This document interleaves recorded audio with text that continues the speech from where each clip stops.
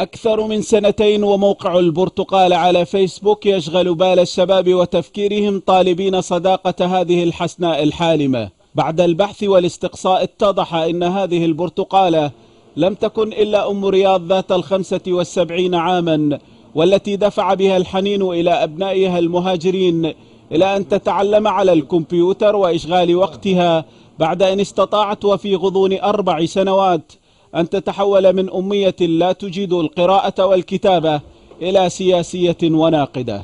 المرة لحت عليه واشتريت له كمبيوتر وكاميرا وتعلمت وقامت تصور وقامت تحكي ولدها. البرتقالة تنشر مقترحاتها حول العملية السياسية في العراق وما وصل إليه السباق بين علاوي والمالكي، وواقع الأغنية في العالم العربي وتحولها من الأصالة والطرب إلى الترقيص. موقع البرتقالة الرسمي حافل بمشاهير الغناء، ومنهم أم كلثوم وفيروز وسعد الحلي. أما التواصل مع الأصدقاء والأولاد فيحدث باستمرار، حتى إنها تشعر إنهم ما زالوا قريبين منها.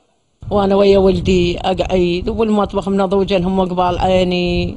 ايوه افتح الكاميرا، عندي بالفريند وعندي هوايه الحمد لله والشكر، هم اصدقاء واهل الولايه والحمد لله والشكر.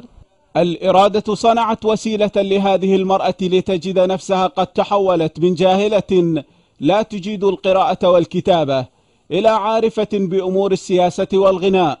فحنين الأمهات في العراق ما زال يمثل براءة اختراع يصنع المعجزات بدرجات عالية.